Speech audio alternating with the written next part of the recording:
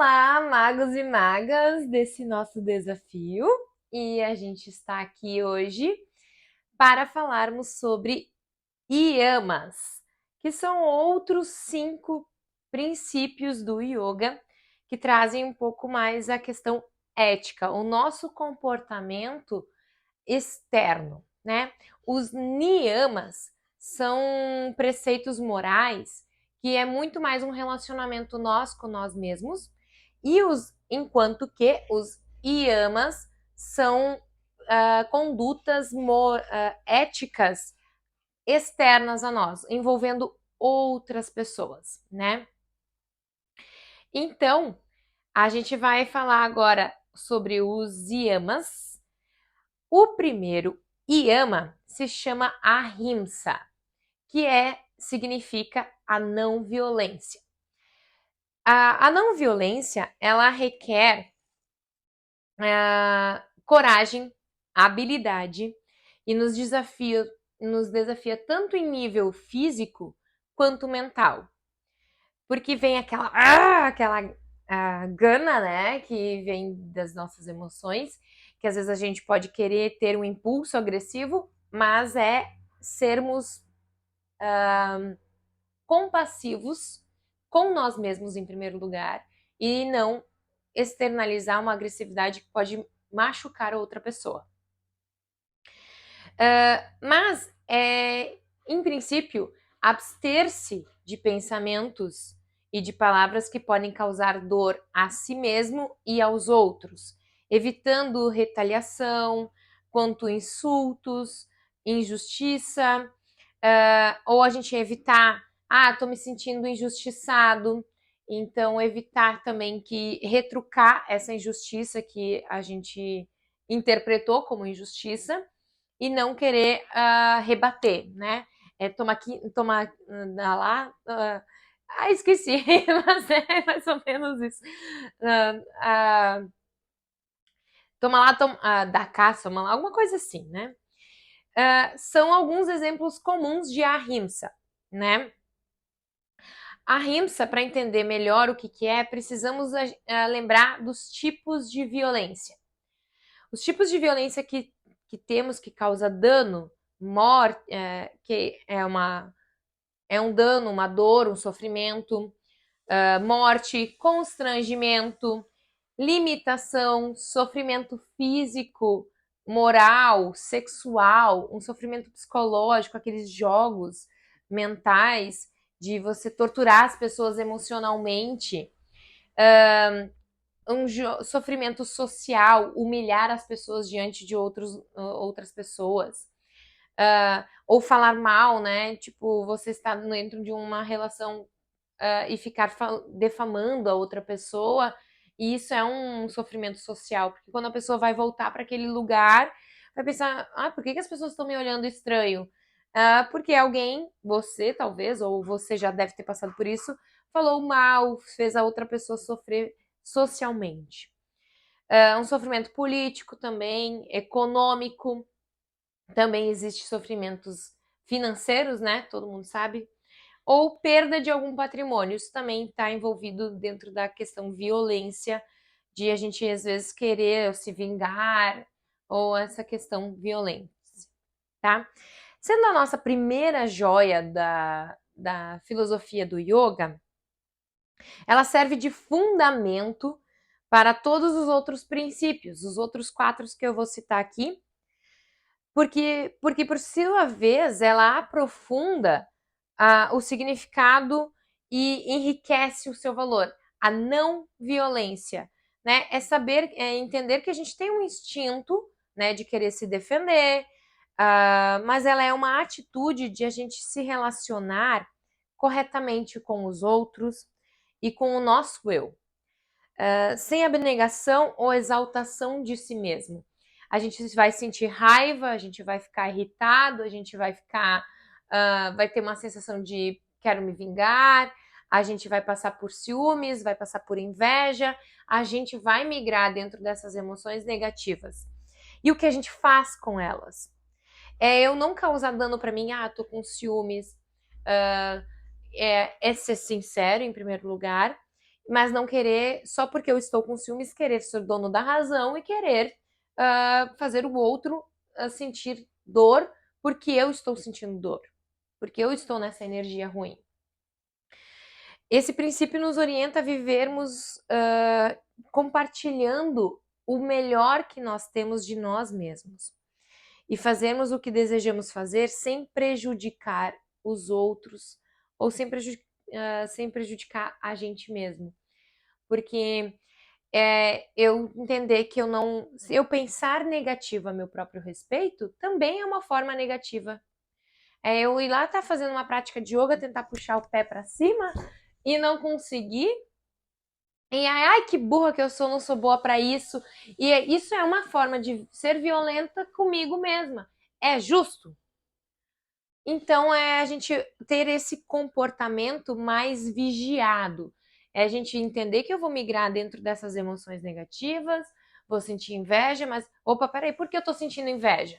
Se eu usar essa inveja, se eu migrar dessa inveja para usar como uma força de, bah, se eu tô com inveja, talvez é porque eu queira ter isso.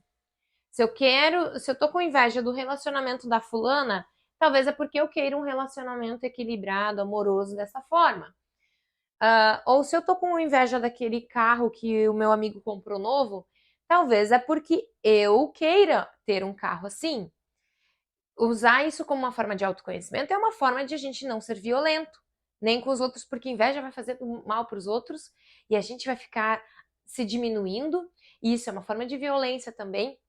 É entender que observar. Se eu tô com inveja, é porque talvez eu queira aquilo. Então usa isso como uma força, um desejo seu, coloca no mapa dos sonhos, trabalha para você conquistar aquilo. E abandona a inveja. Deixa ela, bom, se a pessoa conquistou aquilo, talvez foi mérito dela. Ela mereceu, ela trabalhou para aquilo, enfim, pode ter sido bons desejos que ela fez e não ter inveja. Migrar para alguma coisa. E se você realmente não quer aquilo, por que você tá com inveja? Por que tá com ciúmes que outra pessoa conseguiu uma coisa boa para ela se você nem queria aquilo? Não faz sentido ser violento dessa forma com os outros.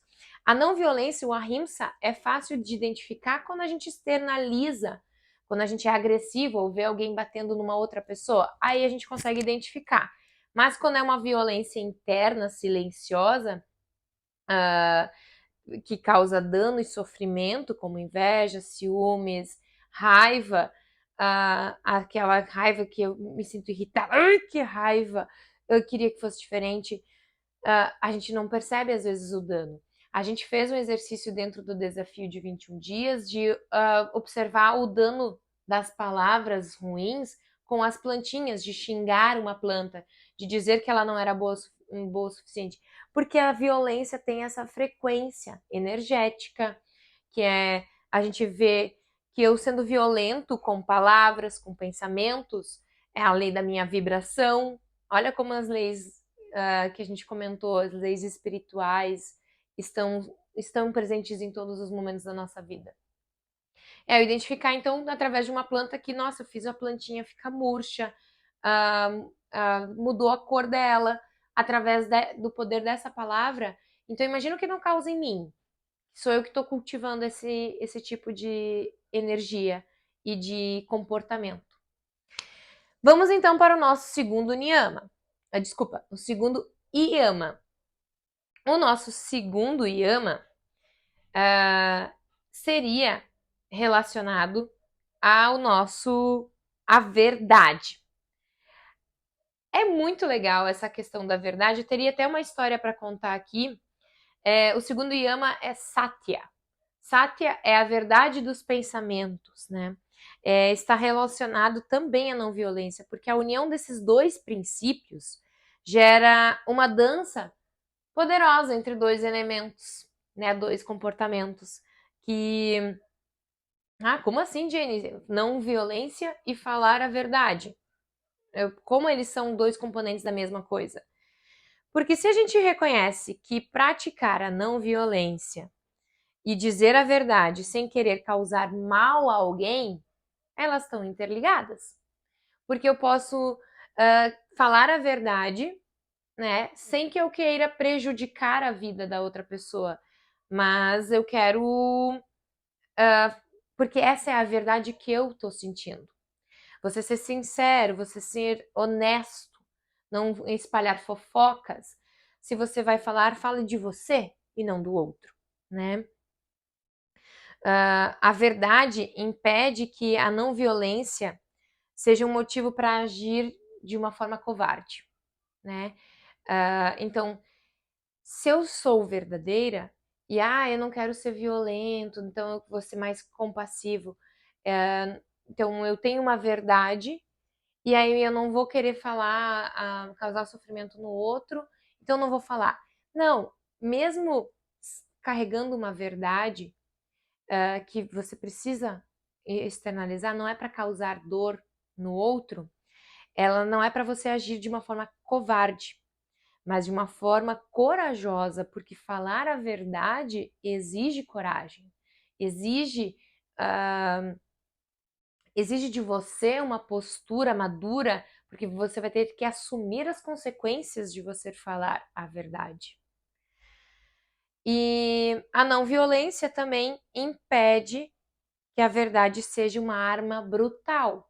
Então, se eu usar, se eu estou querendo ser não violento com o outro, mas eu tenho algo que é difícil de ser dito, usando a não violência, eu vou falar aquilo de uma forma que chegue até o outro, sem que seja uma apunhalada pelas costas, sem que seja uma traição com as palavras, sem que seja uma pedra atirada. Eu vou ser um pouco mais gentil, um pouco mais compassiva no sentido de ter compaixão pelo outro. Imagina você ouvindo uma coisa difícil que você está querendo dizer, né?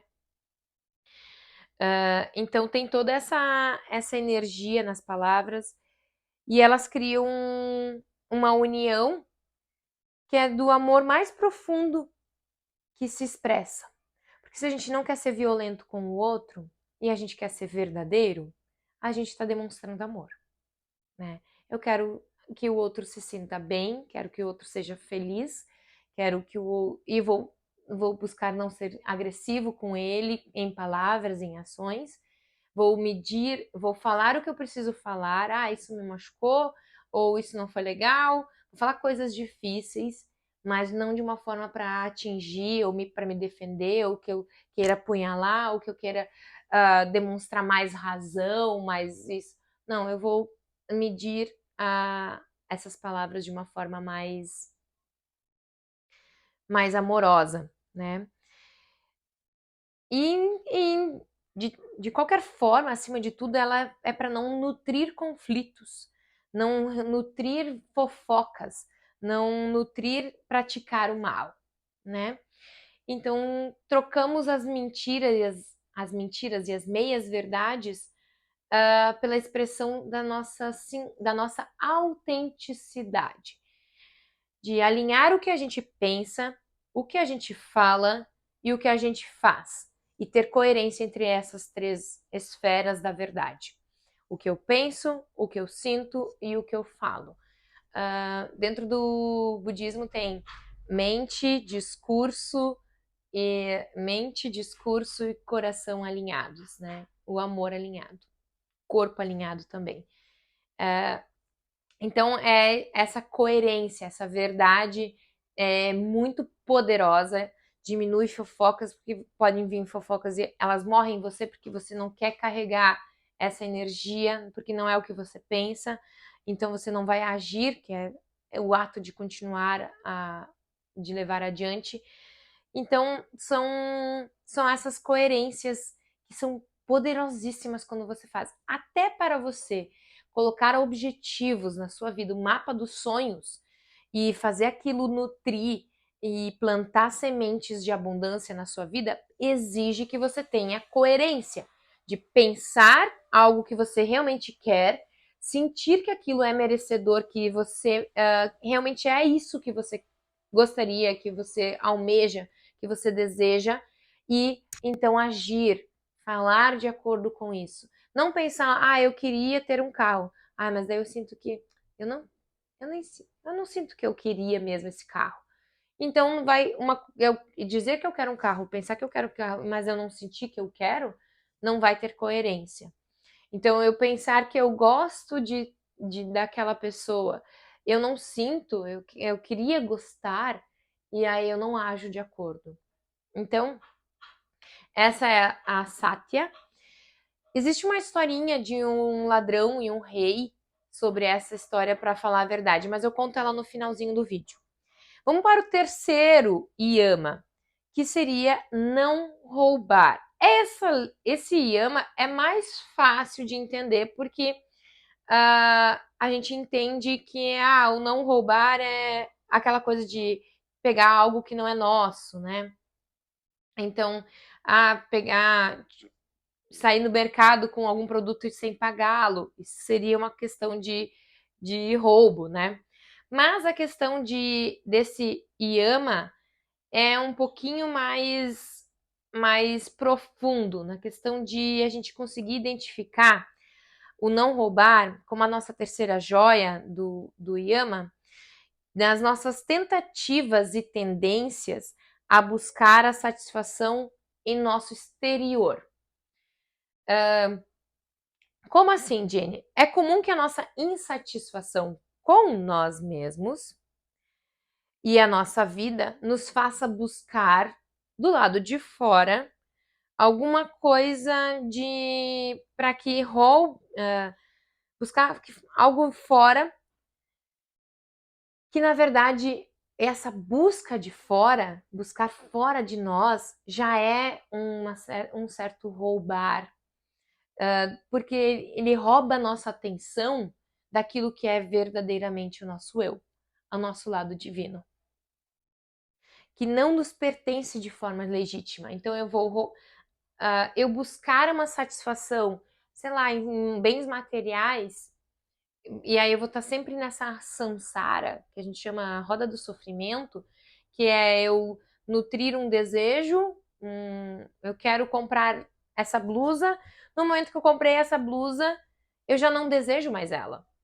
Aí rouba minha energia porque imediatamente eu vou desejar uma outra blusa. Porque aquilo que eu já tenho, eu não consigo desejar, porque já está ali, deveria trazer a satisfação. Mas a gente está com a nossa mente, se não fosse assim, a gente não teria evolução, não teria tecnologia. Então tá tudo bem, mas é uma coisa que pode alimentar o sofrimento dentro de nós e que pode roubar a nossa energia. Mas aqui dentro desse yama, eu quero que vocês observem se a gente às vezes não rouba a energia das outras pessoas, não rouba da mãe terra e não põe de volta, não dá nada em troca, que acha que sempre tem que ser satisfeito e nunca dar em troca. De olha quantas coisas a gente faz, quantos nutrientes a mãe terra nos oferece. E a gente dá pelo menos de volta, a gente às vezes está roubando essa energia da natureza, ou a gente pelo menos separa os lixos, diminui a quantidade de sacolas, sabe? São pequenos atos para a gente não se sentir hipócritas. E roubar o tempo dos outros também. É usar o seu tempo, não deixar que os outros roubem de você o seu tempo, a sua atenção. E também o tempo é o bem mais precioso porque ele não volta mais. Então, como eu estou agindo com o meu próprio tempo? Eu estou roubando o tempo do outro porque eu quero atenção ou eu estou fazendo isso, aproveitando isso de uma forma que possa ser bom para nós, né? Nos desenvolvemos e nos tornamos alguém que tem o direito de ter a vida que desejamos, porque a gente não quer roubar. E desde esse princípio do não roubar, é desde a gente às vezes pegar uma balinha, pegar uma balinha no mercado que não era uma oferta, deveria ser pago aquele produto, até a questão de a gente não roubar a atenção do outro, de querer abusar do outro. Eu estou pagando por um serviço e eu quero mais do que isso, mas não estava incluído. Então eu estou querendo roubar a energia do outro também. E é a mesma coisa dos outros de nós. Eu estou oferecendo um serviço e às vezes a gente deixa que o outro roube a nossa atenção, roube a nossa energia e a gente acaba perdendo, se desalinhando com o nosso propósito, tá? Esse seria o nosso terceiro yama. O quarto yama é a moderação. A moderação seria quarto yama que é desculpa só para falar os nomes certos, né? A questão da moderação, tá? Vamos lá. Na moderação. A moderação é a quarta joia e ela é muito considerada às vezes como abstenção ou celibato, abstinência, né? Só o nome em sânscrito, o não roubar é asteia, tá? Que é não roubar.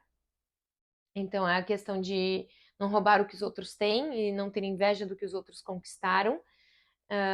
E nos ensina que é um momento também de desapego, de a gente pode viver com menos e melhor. Mas voltando para a nossa questão da moderação, que vai fazer sentido.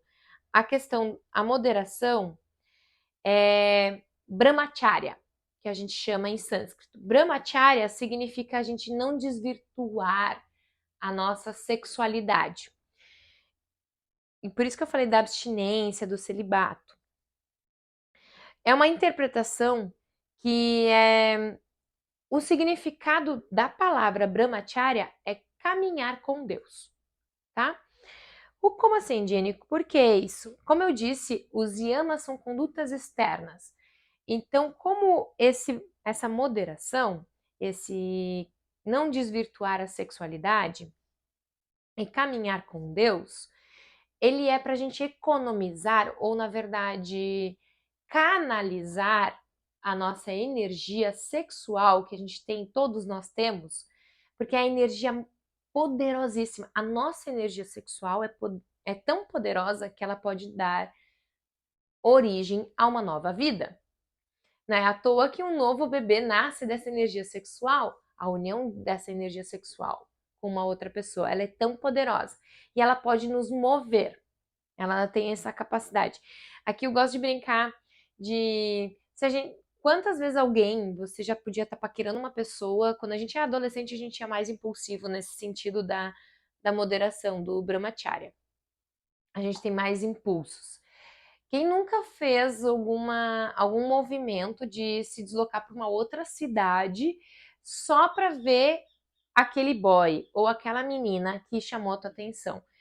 Que queria dar uns beijos ou conversar com essa pessoa ou estar presente nela. Isso é o poder da energia sexual, faz a gente movimentar. Aquela distância de atravessar fronteiras da cidade ou às vezes de estado, ela é tão poderosa que a gente acha que aquela distância é pequena. Ah, vale a pena, vai dar tudo certo. A gente vê o poder dessa energia, tá? Então, qualquer que seja as nossas crenças sobre o nosso divino, esse princípio ele quer dizer que existe uma consciência do sagrado dentro das nossas ações. E existe uma atenção a cada momento que leva a uma atitude de santidade. Então, essa questão desse brahmacharya, ele é para a gente ter essa energia canalizada para aquilo que nos faz bem, para aquilo que vale a pena a nossa energia, tá? Com esses preceitos, estabelece um limite para a gente deixar os excessos para trás e a gente viver com o suficiente. E daí tem a questão do brahmacharya, da moderação, do caminhar com Deus, de ser tanto a energia sexual, usar ela para aquelas pessoas que a gente canalizar ela para as pessoas que faz sentido, que a gente tem um sentimento, a gente tem uma admiração, que a gente sente que o nosso sagrado está unido com o sagrado da outra pessoa. Mas também tem a questão da moderação com alimentos, para a gente não exagerar nos alimentos, porque vai nos puxar para uma energia mais densa, mais material e vai nos afastar da nossa energia divina. A gente não vai ter tanta força espiritual para encarar os nossos desafios. Moderação também com os nossos apegos aos bens materiais. Se eu estou sempre buscando ali, ó, a questão do não roubar também, que rouba a nossa atenção e a nossa energia. Aqui também a moderação. Se eu tô sempre buscando bens materiais, aí eu vou encher meu guarda-roupa de roupas, um exemplo prático, e aí eu tô sempre pagando um novo boleto, uma nova fatura, e isso não existe uma moderação que eu não. Então eu tô sempre tentando suprir uma necessidade, um vazio dentro de mim, porque eu não tô caminhando com Deus, e aí eu tô tentando colocar para dentro de uma forma externa. E aí eu acabo sempre estando ou em volta de dívidas, ou não tenho dinheiro suficiente para investir em novos cursos, em retiros, imersões, ou em coisas que vão trazer novas percepções, fazer passeios, viagens, férias, porque eu estou sempre pagando um novo boleto de roupas que eu estou comprando, ou de bens materiais que eu estou querendo sempre adquirir, e aí eu vivo sempre nessa busca externa. E aí eu preciso fazer essa moderação. Eu preciso ver que eu posso viver com o suficiente. E se a gente já pratica o não roubar, a gente se prepara de uma forma meio automática para essa questão da moderação. Se a gente aplica um, ele vai respingar no outro. Eu vou moderar, eu vou equilibrar a minha balança da busca externa. E o nosso quinto yama é o aparigarra. Aparigarra é não se apegar, é a não apropriação. É o nosso último yama, que é um princípio que nos livra da ganância, tá? Da questão de a gente se prender a pessoas. Ela nos lembra que a gente precisa deixar livre, né? Essa liberdade que a gente tanto busca, esse domínio mental também, né? De eu ser bom o suficiente para mim mesmo e acreditar no meu potencial, também acreditar que isso não é para ser um fardo da nossa vida. Porque a gente não é para se prender a pessoas ou a bens materiais, eu só vou fazer isso, eu só tenho abundância na minha vida se eu tenho isso, se eu tenho aquilo, e isso para mim representa abundância através dessas condutas. Quando a gente pratica o desapego, a gente nos move na direção de liberdade e de prazer, de uma vida mais aberta e mais revigorada, que eu posso ser feliz com menos, eu abro as portas para receber mais, porque eu também dou. Eu não fico apegado. Você pode estar, por exemplo, apegado a alguém, uma pessoa. E aí esse apego com essa pessoa, se ela vai para um outro lugar, para uma outra cidade, você sofre. Ó, como o apego pode nos causar sofrimento. Se essa pessoa não tem tempo para acreditar na questão, por exemplo, se a pessoa não tem tempo para ficar com você, você já acha que ela não gosta mais tanto de você como antes. Então é muito essa esses, essa lei de um distanciamento, abrir espaço. Num livro espiritual, tudo tem o seu desdobramento perfeito, tá? Que você não precisa forçar situações. E esse é não se apropriar, não achar que você é dono de alguma coisa, porque você não é dono das pessoas. Você pode ser mãe, mas você não é dona desse filho. Então, surge oportunidades para você ser espontâneo e, e apreciar essa liberdade e ter prazer, mesmo sem dominar, controlar algo. A única coisa que está no seu controle é a sua mente. E controle ainda às vezes traz uma conotação pesada. Se você domina, que é um domínio que mostra que você tem uma elevação, que você se colocou como mestre de algo, porque você domina aquela arte. Então você é mestre da sua própria mente, porque você domina aquela ferramenta. E essa é uma coisa, traz mais uma conotação de excelência. ao invés de controlar, que traz uma conotação mais de manipular, né? É isso aí. Para mim faz sentido. Então esses são os 5 yamas, tá? E através dessas condutas com o nosso externo, com as relações ao nosso redor, elas podem trazer sofrimento ou diminuir sofrimento. Então, a não violência, recapitulando, ser não violento, falar a verdade, ter coerência entre o que você pensa, o que você diz e o que você faz. Eu também trouxe aqui no desafio essas outras, em outro momento, essa percepção para a gente desejar algo. O não roubar o que rouba a sua energia, o que rouba a sua atenção. Às vezes a gente está perto de pessoas sugadoras e também isso faz mal para nós. E se a gente pega algo que não nos pertence, a gente também se sente não merecedor daquilo. Moderação ou caminhar com Deus, não desperdiçar sua energia sexual com quem não agrega para você, ou não comer demais, não exagerar na hora de buscar fora bens. Você merece conforto, você merece riqueza material, sim, mas não ser uma busca incessante que você está sempre repagando, que o dinheiro que sobra você já está gastando com outra coisa de bens materiais, que te traga prazer também em viver, não só dívidas. E o desapego, né? Que é não se apropriar, não achar que as pessoas são suas. Ah, é minha mãe, é meu, e a gente acaba criando aquela sensação de ciúmes, de apego, e daí isso é meu, eu não largo, é meu, não solto. Daí, se alguém pega emprestado esse livro, eu já começo a me incomodar, me irritar.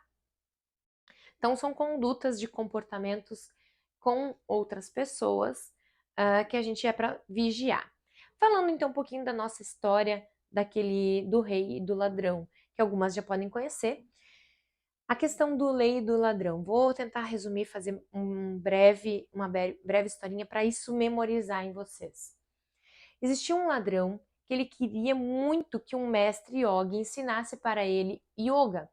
Tanto esses valores aqui que eu estou fazendo, transmitindo para vocês, quanto as posturas, os asanas. Então ele falou com o mestre e esse mestre disse: posso te ensinar o yoga, mas você vai precisar fazer um exercício antes.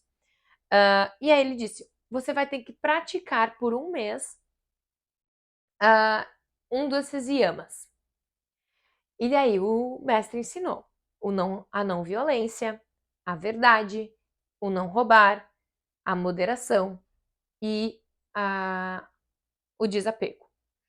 Aí o ladrão disse para o mestre: bom, mestre, eu não posso praticar a não violência, porque no momento, como eu sustento a minha família, eu tenho filhos, eu dependo de roubos e assaltos para sustentar a minha família. Sei que não está correto, mas é a maneira que eu encontro, porque eu não tenho oportunidades de trabalho. Mas eu quero mudar essa realidade. Então, a não violência eu não posso praticar agora. Eu preciso desse esforço. A verdade é algo que eu posso fazer, sim, porque eu posso ser verdadeiro com aquilo que eu faço. Já estou te dizendo que eu não roubo, que eu dependo do roubo para sobreviver. O não roubar eu também não posso praticar, porque é o meu emprego hoje, é o meu trabalho. Eu estou roubando para sustentar minha família. Então, a questão de moderação, eu preciso fazer um grande assalto, então também não posso praticar o quarto yama, porque também eu dependo dele para sobreviver, o brahmacharya. E também não posso praticar a parigarya, que é o desapego, porque eu já tenho muito pouco. E eu preciso estar apegado com aquilo com uma ideia fixa, porque eu já não tenho roupas para dar para os meus filhos. Então, mestre, vou praticar o satya, a verdade. Já que eu não posso praticar a rimsa, não posso praticar o asteya, porque é meu emprego, não posso praticar a brahmacharya, que é a moderação, e nem o desapego, o aparigraha. Não posso ajudar outras pessoas através disso, mas eu posso praticar a verdade. Satya. Então o ladrão pensou que ele teria que fazer um grande assalto para conseguir sair desta vida, manter o sustento da família por um bom tempo, para que ele pudesse encontrar um outro emprego enquanto isso. Então ele foi para o castelo. Numa bela noite, ele decidiu então roubar o tesouro do rei, que daí ele pensou, lá vai ter o ouro suficiente para que eu fique um tempo fora dos assaltos e consiga encontrar um novo emprego e proporcionar o sustento para a família. Entrou dentro do castelo e encontrou um senhor caminhando dentro do castelo no meio da noite. E daí ele começa a conversar. Aquele senhor veio até ele e perguntou: Oi, eu nunca vi você por aqui. Você é novo aqui? Aí o ladrão: Não, eu sou um ladrão. Ele se comprometeu com a verdade. Não, eu sou um ladrão, eu vim roubar o tesouro do rei. E aquele senhor olhou para ele: É mesmo? Mas por que você veio roubar o tesouro do rei? Porque eu tenho que sustentar a minha família e eu quero mudar de vida. Aí aquele senhor, intrigado, como um ladrão poderia ser tão sincero sobre o que ele foi fazer? Qual foi o propósito dele estar lá? Ele nunca tinha visto isso. E aí aquele ladrão, aquele senhor, falou pro ladrão: Olha, eu sei onde fica o tesouro do castelo. Eu sei o local.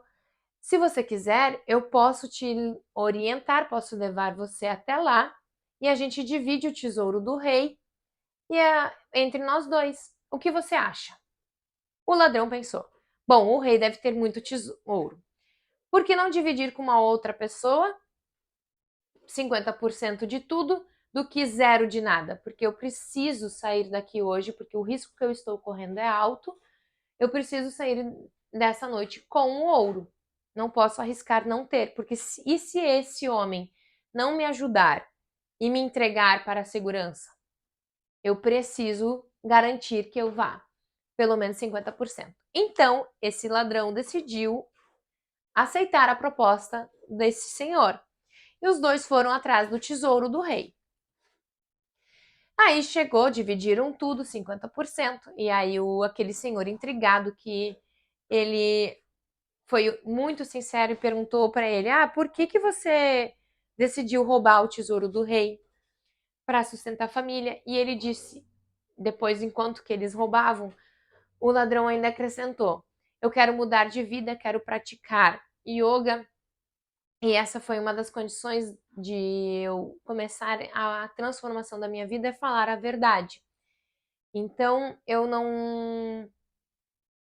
E aí, então eu não posso mentir para você, ele falou para o senhor. E aquele senhor, intrigado ainda com tanta veracidade, com tanta autenticidade, chegou o momento de dividir 3 diamantes. Daria um para o ladrão, um para aquele senhor, e o terceiro. O senhor perguntou para o ladrão: O que vamos fazer com esse terceiro diamante? Aí o ladrão respondeu: Deixamos para o rei, porque já temos. Você tem um, eu tenho outro. Já estamos tirando a grande maioria do tesouro do rei. Tudo que tem aqui no cofre já estamos levando. Ele não merece ficar sem nada. Deixamos para ele. E aquele senhor olhou e achou justo essa divisão. E aí, o ladrão agradeceu no final da noite. Antes de o ladrão sair, o senhor perguntou. Como ele não podia mentir, o senhor perguntou: Mas onde você mora? Você mora aqui na redondeza do castelo? E aí o ladrão respondeu aonde ele morava, quantos filhos ele tinha. E aí, ok. Seguiu a noite porque ele não poderia mentir. E seguiu. No dia seguinte, aquele senhor, ele é o rei. Ele não era um simples morador do castelo. Então ele acorda, já desconfiado da lealdade dos seus soldados. Ele chama o comandante e pergunta: Olha, eu tive um sonho essa noite muito real. Sonhei que estavam roubando o meu tesouro. Você poderia confirmar para mim se o tesouro foi levado mesmo lá do cofre? Aí o soldado, o comandante, foi lá, olhou e viu que, não, que realmente aconteceu aquele assalto. Mas ele primeiro tinha negado para o rei que não, que ninguém tinha ouvido nada, que os soldados estavam a postos, que não poderia ter acontecido nada durante a noite. Quando o comandante volta ao seu rei, o rei pergunta: E aí, como foi? Encontrou alguma coisa? O comandante responde: Não encontrei nada, senhor. Realmente, realeza, fomos roubados essa madrugada, mas eu irei encontrar o tesouro para o senhor. Irei fazer uma vasculha pela cidade. E aí o rei perguntou para esse comandante: Tem certeza que não sobrou nada, nada mesmo, nenhum mesmo diamante, nenhuma moeda de ouro? E o comandante diz: Não, não sobrou absolutamente nada. Como o senhor da noite que estava dividindo o tesouro com o ladrão era o próprio rei e sabia da completa verdade, ele acabou demitindo aquele comandante porque acabou descobrindo que o comandante estava mentindo e roubando ele e foi até a casa do ladrão, porque o ladrão tinha afirmado para ele aonde ele morava, sem mentir, dá de cara quando o ladrão abre a porta da casa dele e dá de cara com aquela familiaridade, aquele rosto familiar da noite anterior e vê aquelas vestimentas de rei, ele se ajoelha imediatamente e pede perdão. Perdão, senhor. Eu não sabia que era você ontem à noite. E aí o rei disse: Não, eu não vim aqui pegar o tesouro de volta. Eu vim aqui te dar um novo emprego. Porque eu jamais vi alguém ser tão verdadeiro. Gente, tô toda arrepiada. Jamais vi alguém ser tão verdadeiro diante de uma circunstância tão ameaçadora como a sua ontem à noite, porque você tinha tudo a perder. Você não sabia quem eu era, você poderia perder a segurança da família ao dizer o seu endereço, você poderia perder o tesouro que você estava roubando, você poderia ser ameaçado, você estava numa grande situação de risco e você mesmo assim encarou as consequências de falar a verdade e foi honesto com a sua palavra. É desse tipo de pessoa que eu preciso do meu lado e que não vai falar coisas para me agradar ou mudar de opinião só devido às circunstâncias. Eu quero alguém honesto ao meu lado. Então, essa para trazer uma história para vocês, né, uma metáfora de como os nossos yamas estão presentes na nossa vida e como a nossa conduta comportamental pode causar sofrimento para a gente, sofrimento para os outros, tá? Então, era isso que eu tinha para agregar aqui com essa nossa aula dos yamas, que são as nossas condutas externas, que são as proscrições. Então era isso que eu tinha. Espero que seja, que agregue vocês em algum momento. Os yamas também podem ser encarados ou interpretados como autocontrole em ações, né? Observância. Observância dos nossos comportamentos externos, tá?